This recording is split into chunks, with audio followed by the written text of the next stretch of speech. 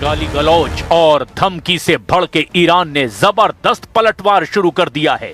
Iran ने Dubai और Sharjah जैसे आलीशान शहरों को बमों से झुलसाना शुरू कर दिया है।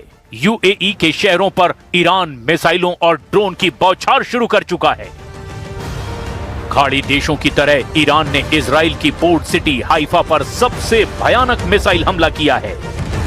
ईरानी सेना के प्रवक्ता ने धमकी दी है कि ईरान के नागरिकों पर हमले का 2 गुनी ताकत से जवाब दिया जाएगा। ईरान एक के बदले 100 लाशें बिछाने को तैयार है।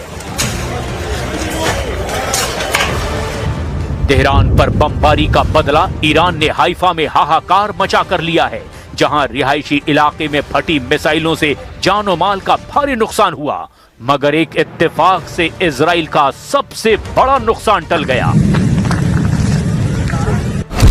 हाइफा सिटी में मिसाइल हमलों के बाद जांच में मिलिट्री और पुलिस को ईरान की बैलिस्टिक मिसाइल का ऐसा वॉरहेड मिला जिसमें अंदाजन कई 100 किलोग्राम एक्सप्लोसिव मटेरियल था। मिसाइल के टारगेट से टक्कर के बाद ये वॉरहेड फटा ही नहीं, लेकिन टक्कर से निकली काइनेटिक एनर्जी की वजह से रेजिडेंशियल बिल्डिंग की कई मंजिलें गिर गई। अगर वो वॉरहेड फट जाता तो ब्लास्ट से हुए नुकसान से पूरी बिल्डिंग ही तबाह हो जाती और आसपास के घरों को भी नुकसान होता, ऐसा रेस्क्यू फोर्स ने अंदाजा लगाया है। जांच के मुताबिक ईरानी मिसाइल पर फायर किए गए इंटरसेप्टर चूक गए क्योंकि प्रोजेक्टाइल टूट गया और उसकी उम्मीद के मुताबिक ट्रेजेक्टरी बदल गई। गनीमत बस इतनी रही कि 100 किलो का वॉरहेड नहीं फटा, वरना इजराइल में कोहराम मच जाता। ये हाइफा सिटी की वही ब्लास्ट साइट है। यहाँ सिर्फ मिसाइल की टक्कर से बहुमंजिला इमारत ढह गई। अगर धमाका भी हो जाता तो पूरा इलाका ही खाक में मिल जाता। اعلام کرده بودیم که هر تعرضی به اهداف غیر نظامی با پاسخ مضاعف به منافع دشمن در هر نقطه از منطقه روبرو خواهد شد. در صورت تکرار حمله به اهداف غیر نظامی مراحل بعدی عملیات‌های تهاجمی و تلافی جویانه ما ईरान की मिसाइलों का सबसे बड़ा सीक्रेट आउट हुआ है। ईरान की मिसाइल तकनीक को लेकर टेक्सास की एंजेलो स्टेट यूनिवर्सिटी के प्रोफेसर ब्रूस वेजटोल ने चौंकाने वाला खुलासा किया है। वेजटोल के मुताबिक ईरान के पास किम जोंग उन के मिसाइलों का सीक्रेट है, जिनसे ईरान न सिर्फ खाड़ी देशों इजराइल को बल्कि अमेरिका को भी बराबर की टक्कर दे रहा है। ईरान ने अमेरिका के सैन्य अड्डे डियोगो गार्सिया पर जिस मिसाइल से हमला किया उसमें किम की तकनीक इस्तेमाल की जाने का अनुमान है।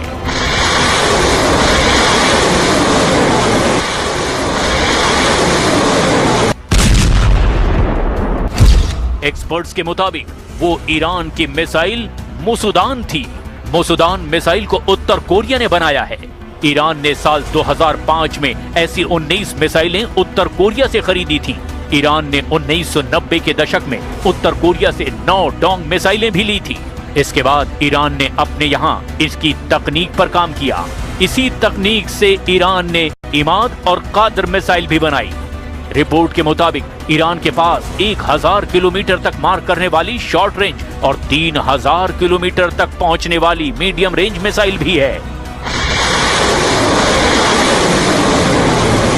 ईरान और उत्तर कोरिया की जिन मिसाइलों को हूबहू एक जैसा माना जाता है, उसमें 2 सबसे घातक मिसाइलें यही हैं। ईरान की कई बैलिस्टिक मिसाइलें उत्तर कोरिया की QIAM की तर्ज पर ही बनी हैं। वहीं ईरान की शाहब 3 मिसाइल उत्तर कोरिया की नोडोंग मिसाइल से मिलती है। ईरान ने इन्हीं हथियारों से खाड़ी देशों में अमेरिकी सैन्य ठिकानों को तबाह कर दिया। किम जोंग उन ट्रंप से कट्टर दुश्मनी निभाने के लिए कुख्यात हैं। अमेरिका से दुश्मनी की एक वजह किम का पुतिन का सबसे भरोसेमंद दोस्त होना भी है। रूस ने खाड़ी युद्ध में अपना स्टैंड क्लियर कर रखा है। पुतिन ईरान के साथ हैं। ट्रंप की नई धमकी के बाद क्रेमलिन ने बयान जारी कर गुस्से का इजहार भी कर दिया। इस वक्त इसराइल के शहर हाइफा में हूं और हाइफा में लगातार जो है अटैक्स हो रहे हैं। ईरान की तरफ से लगातार बैलिस्टिक मिसाइल से इस शहर को अटैक किया जा रहा है और साथ ही हिजबुल्लाह की तरफ से भी लगातार मिसाइल्स दागे जा रहे हैं। और यहाँ पे आप देख सकते हैं, ये जो स्पॉट आप देख रहे हैं, यहाँ पे बड़े पैमाने पे रेस्क्यू ऑपरेशन चल रहा है, क्योंकि ईरान की तरफ से दागे गए मिसाइल की वजह से यहाँ पे 6 मंजिला इमारत बिल्कुल ढह गई। रूस ने बता दिया है कि वो ईरान को सैन्य मदद पहुंचा रहा है। उत्तर कोरिया उसी खेमे में रहता है जहां पुतिन होते हैं। चीन खुलकर ना सही, लेकिन ईरान की मदद कई तरीकों से कर रहा है। ईरान की प्रॉक्सी फोर्स ने भी अब युद्ध में खुलकर हमले शुरू कर दिए हैं।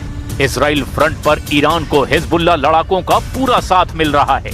हिजबुल्लाह फाइटर इजराइल पर अंधाधुंध ड्रोन बमों की बौछार कर रहे हैं। ईरान समर्थित लड़ाका फोर्स के टारगेट पर इजरायली सेना के अड्डे हैं। हूथी लड़ाकों ने भी इजराइल को उलझाने के लिए हमले और तेज कर दिए हैं। यानी इजराइल और अमेरिका मिलकर के जितनी ताकत से ईरान पर हमले कर रहे हैं, उससे कहीं ज्यादा जोर ईरान ने इजराइल और खाड़ी मुल्कों में तबाही के लिए लगा रखा है। ईरान ने साफ कर दिया कि वो ट्रंप की किसी भी धमकी को सीरियस नहीं ले रहा। ईरान के टूरिज्म मिनिस्टर ने यहाँ तक कहा कि ट्रंप को गाली गलौज बहुत भारी पड़ने वाली है। Той агрессии, которая была развязана против Ирана. География этого конфликта расширилась, и сейчас мы все констатируем те последствия, которые мы имеем.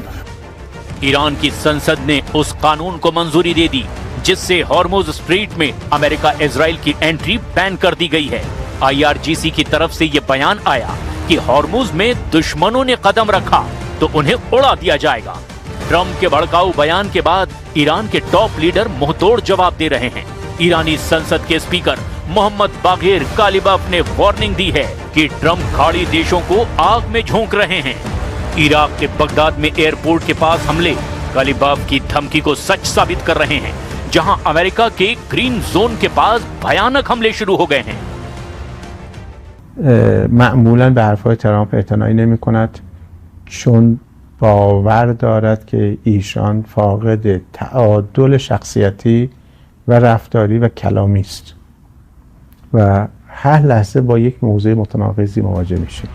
ट्रंप की ईरान को नरक बनाने वाली धमकी के बाद युद्ध विस्फोटक राउंड में पहुंच चुका है, जिसमें इजराइल ने बड़ी कामयाबी हासिल की है।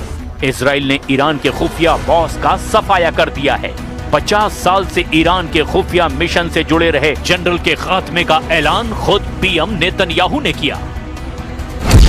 ईरान के इस्लामिक रिवोल्यूशनरी गार्ड कॉर्प्स यानी IRGC के intelligence chief major general Seyed Majid Khademi को इजराइल ने बमबारी में उड़ा दिया। IRGC के खुफिया बॉस जनरल खादेमी कट्टर फैसलों के लिए कुख्यात थे। जनरल खादेमी विदेशी जासूसी को रोकने और देश में विरोधियों को कुचलने के लिए बदनाम थे। खादेमी को पूर्व सुप्रीम लीडर अली खामनेई का सबसे करीबी और वफादार माना जाता था। खादेमी ने IRGC के भीतर मोसाद एजेंट की शिनाख्त करके उनका सफाया शुरू किया था। जैसे जैसे युद्ध आगे बढ़ता जा रहा है, ईरान के जनरलों की जान जाती जा रही है। ट्रंप और नेतन्याहू के हिट लिस्ट में अभी ईरान की लीडरशिप के कई नाम शामिल हैं। ट्रंप के नरक लूक वाले हमलों का अभी सिर्फ ट्रेलर भर दिखा है। अमेरिका फुल फोर्स में जब हमला शुरू करेगा, तब ईरान कैसे बचेगा? क्या रूस, चीन और तुर्की जैसे देश ईरान को बचाने युद्ध में कूदेंगे? क्योंकि अमेरिका को अभी नहीं रोका गया, तो फिर दूसरे विश्व युद्ध जैसा एटमी धमाका बहुत जल्द हो सकता है।